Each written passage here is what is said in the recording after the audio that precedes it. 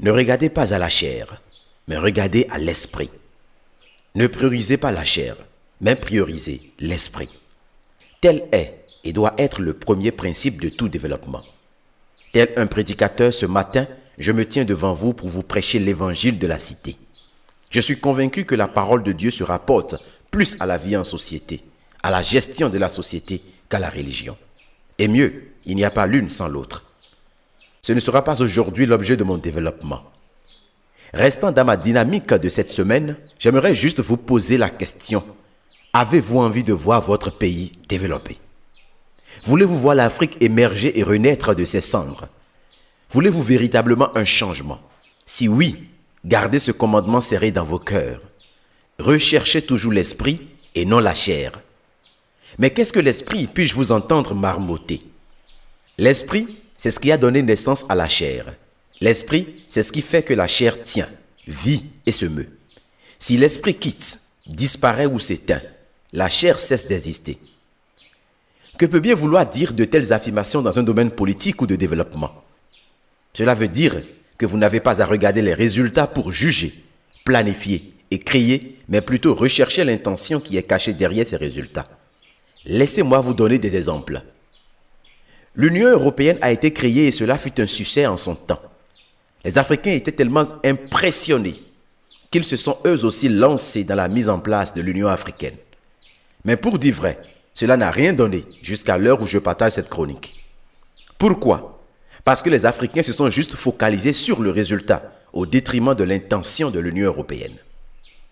S'ils avaient compris l'intention, ils ne pouvaient pas aller demander un financement ou attendre un financement d'une organisation dont le but principal était de contrôler dans l'Union leurs intérêts.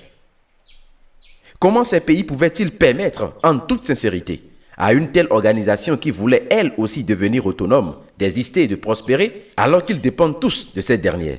Réfléchissez-y très bien. Les États-Unis d'Amérique depuis des années existent et depuis près d'un siècle, peut-être plus, nous parlons des États-Unis d'Afrique sans succès. La raison est que nous regardons juste le résultat et nous pensons que c'est possible, mais nous n'avons pas pris le temps de rechercher l'esprit derrière une telle réforme combien extraordinaire.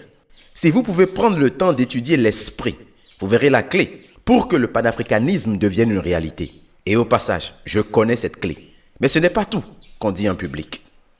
Pendant longtemps, en tant que pays africains, nous voulons le développement et nous passons notre temps à copier les Occidentaux sans aucune réflexion. Nous copions les autres au milieu de leur expansion, oubliant le principe, l'esprit dans lequel ils ont fait ces choses. Si vous voulez copier quelqu'un, assurez-vous de faire exactement comme la personne, étape par étape, avec discernement. Sinon, vous allez échouer. Et c'est ce qui justifie l'échec de tout un continent. Il est temps pour nous de prioriser l'esprit au lieu du résultat. Oui, c'est trop beau chez les autres. Oui, c'est magnifique ce que les autres font. Oui, c'est excellent leurs productions et résultats. Mais ce n'est pas ce qui compte. Ce qui compte, c'est leur état d'esprit et leur intention de départ avec les réajustements intermédiaires. C'est en cela que les recherches sont nécessaires. Chaque pays a ses réalités et doit financer les recherches pour avoir des idées claires et justes pour son développement. Mais cela doit commencer par chaque personne individuellement. Si tu m'entends ce matin, priorise ton esprit au détriment de ta chair. Ta chair te conduira dans le désordre, le chaos, mais ton esprit t'emmènera au sommet. Car l'esprit a une force. C'est l'esprit qui a tout créé et l'esprit c'est l'homme. L'homme est esprit. Je crois et je vous garantis que si l'esprit se mêle à la politique, ce qui devrait être le cas, les résultats seraient extraordinaires. Devenons des esprits, individuellement, pour former l'esprit collectif de la nation dans l'intérêt supérieur de la nation. À défaut, pensons aux générations futures. On peut apprendre à développer son esprit. Et si vous entendez ma voix ce matin, n'endurcissez point vos cœurs. Rejoignez-nous dans la grande vision pour relever les grands défis avec de grandes responsabilités. À demain. Merci de contacter le numéro +229 66 92 09 09 pour participer au groupe restreint de discussion ou pour rejoindre la liste de diffusion.